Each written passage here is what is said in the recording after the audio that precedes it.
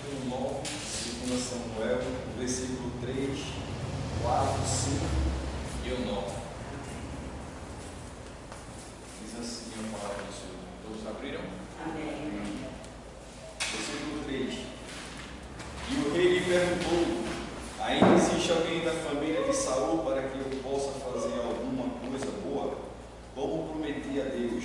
Ziba respondeu: sim, existe um filho de Jonatã, ele é aleijado dos pés. Onde está ele?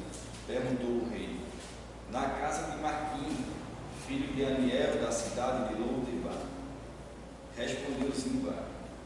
Então o rei Davi mandou buscá-lo. Versículo 9. Então o rei mandou chamar Ziba, o empregado de Saul, e disse: eu estou devolvendo a Mefibosete, o neto do seu patrão, tudo que pertencia a Saul e a sua família. Podeis sentar. Amém. Glória a Deus. Louvado seja Deus. Show. Esse casal estava meditando nessa palavra já faz um tempo, mais ou menos. Através do Espírito Santo começou a me revelar e ele queria eu viesse entender sobre essa mensagem de Davi beneficiando Mefibosete, o neto de Saul. Numa guerra, no capítulo 30 de 1 Samuel, fala muito bem sobre os acontecimentos entre a morte de Saul e Jonatã. E dali veio a aliança que ele tinha feito no capítulo 20 de 1 Samuel. E ele tinha feito com Jonatã.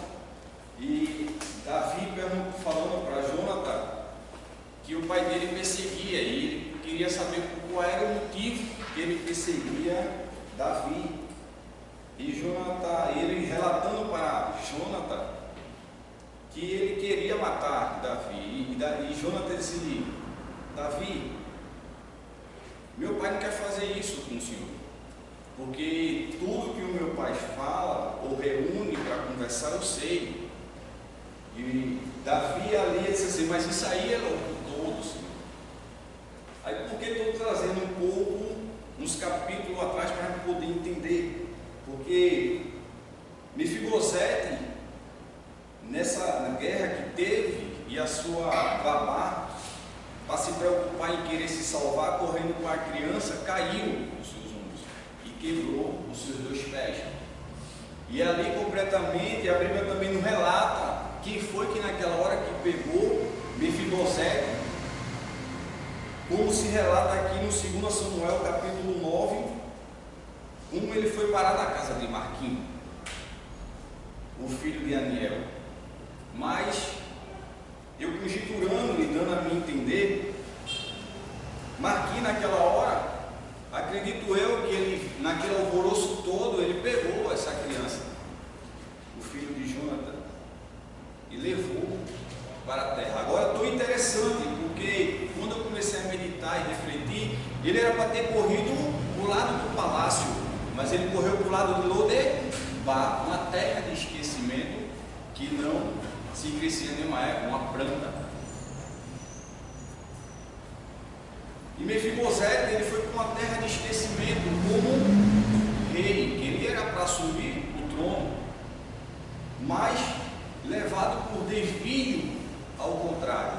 Porque eu acredito que como aquelas guerras estavam tendo, então assim, eu acho que o único caminho que eles não vão nos procurar é a gente indo para a terra de Lodebar. E muitos hoje, trazendo para a época de hoje, eles são levados para a terra de Lodebar, para a terra do esquecimento, com muitos vasos preciosos na casa do Senhor, que muitas vezes não estão tendo visão pelos ministros, pelos líderes. Mas o que eu vi ao Espírito Santo, quando ele veio me falar, ele diz assim: pode estar esquecido na visão dos homens, mas não está esquecido na visão de Deus. Assim, Deus ele me fez me relembrar quando ele viu o povo dele clamando lá em Êxodo, e Moisés. Então ele se lembrou também da aliança que tinha feito com o seu povo. E quando clamou, chegou diante de Deus, ele levantou Moisés, e no capítulo 3 de Êxodo, ele tem um encontro com Moisés, falando com Moisés para ele voltar, para que possa ele libertar o povo. Então Deus não esqueceu do seu povo, assim como ele não esqueceu de Mefibosete. Claro que Mefibosete, eu acredito que muitos dali que estavam com isso assim, tu não era para estar aqui, tu era para estar no trono sentado, tu era para estar num palácio com uma coroa. Então muitas vezes são isso que acontece na vida da gente, os outros julgar, querer relembrar às vezes a nossa vida, principalmente os nossos erros que nós cometemos. Mas o interessante é que Deus ele não vê como o ser humano vê, e Deus ele não julga como o ser humano julga. Claro que ele estava ali em impossibilidade de poder andar ou de fazer algo, mas Deus ele não quer que a gente perca a nossa esperança.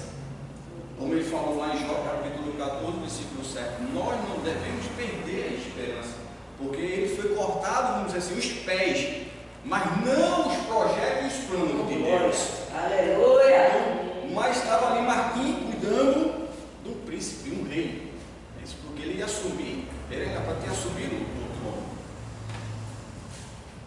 Mas uma coisa tão interessante, porque Deus ele faz relembrar a gente através do Espírito Santo algo que muitas vezes aconteceu no passado, que aquela pessoa fez para a gente e a gente retribuiu o quê? Aí o Espírito Santo me fez me relembrar nessa passagem, quando o rei, ele lá no livro de Esté disse assim, para Mardoqueu, quando abriu o livro das crônicas e perguntou: o que foi que eu fiz para ele? Aí Deus veio dizer de novo: ele não esqueceu de você, ele sabe o seu lugar, ele tem o seu endereço, ele sabe o seu nome e sabe a hora certa de lhe chamar.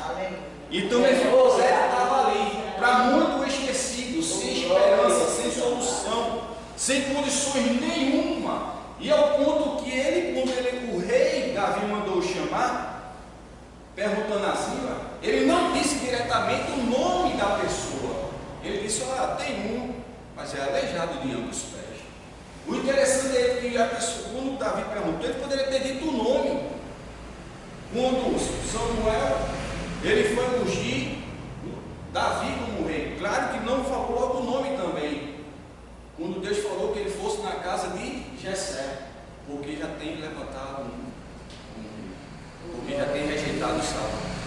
Então, quando ele chegou lá, olhando a aparência, mas quando ele pergunta no versículo 11 do capítulo 16 de 1 Samuel, ele pergunta: tem mais alguém? Aí Jessé disse: tem, está cuidando das ovelhas. Deus sabia onde ele habitava, e ele não esqueceu. Ele olha o coração, não a aparência. Ele não olha as estruturas de grau que tem de ciência, de conhecimento, porque ele usa o menor para confundir o grande. E estava Mefibosete ali. Mas foi interessante que no versículo 4, quando Davi perguntou aonde ele está, ele perguntou: na casa de Marquinhos. Esse é o nome de buscar. E Deus ele está dizendo nessa noite para mim e para você: está chegando o seu tempo, está chegando a sua hora. Mas tão interessante que se você vai para no versículo 6 e 7 diante, quando Mefibosete, o filho de Jonathan e neto de Saul, chegou, se ajoelhou e encostou seu rosto no chão diante de Davi, em sinal de respeito a Davi. Mas Mefibosete, em sua ordem, Senhor, respondeu: não fique com medo. E ele, Davi, disse: eu serei bondoso com você por causa de Jonathan. Então, assim, a gente às vezes não se lembra quem fez o bem para a gente, mas o Espírito Santo faz a gente relembrar e manda a gente ir até lá, se for preciso. Sabe para quê? Perdão, ajudar, abraçar, dar a mão, acolher e amar. Então, quando ele foi, agora só que interessante é que quando Mefibosete, no versículo 8, ele se curvou e completamente ele disse assim: eu sou como um cachorro morto. Completamente ele se encontrando, porque ele não já havia mais esperança, ele já não havia mais solução, ele completamente começou a se discriminar na forma que ele se encontrou diante do rei Davi. Mas o rei Davi, no versículo 9, assim, então chamou o rei, chamou Ziba e o empregado de Saul e disse: estou devolvendo a Mefibosete. O que é que Deus está dizendo assim? Estou trazendo de volta tudo aquilo que um dia foi tirado de você. Deus está mudando a situação. Ele tem o controle do tempo, ele tem o controle das horas, e na hora e no tempo certo ele vai mandar a carruagem do rei mandar me buscar, porque ele sabe onde você está, ele sabe onde você se encontra, ele sabe as suas condições, mas quem capacita é Deus, quem levanta é Deus, quem ergue é Deus. Então Mefibosete se encontrou no pó, e foi do pó que ele foi sentar na cadeira de príncipe. Mas o tão interessante que aqueles que tentaram impedir o seu desenvolvimento, o rei disse assim: agora tu vai me sentar na mesa do rei, comer junto com o rei. E tão interessante, diz assim: olha, tu e toda a tua família vai servir a Mefibosete. Deus está dizendo assim: ó, o quadro vai mudar. Oh, glória. Porque tudo está no controle de Deus. Oh, glória. E no tempo dele. E na hora certa vai acontecer, querendo o homem ou não. Oh, glória. Mas Deus, quando ele entra na guerra, ele entra para ganhar. E quando ele estende a sua mão, ninguém pode voltar atrás. E quando ele disse para Jeremias, no capítulo 1 em diante, ele disse assim: Jeremias, o que é que tu vê? Veja a vara de amendoeira. Ele disse: pronto, Jeremias, eu velo com as minhas palavras. Ele não esqueceu de mim nem de você. Ele sabe onde você se encontra e sabe a sua sinceridade, que é de dentro para fora para fazer.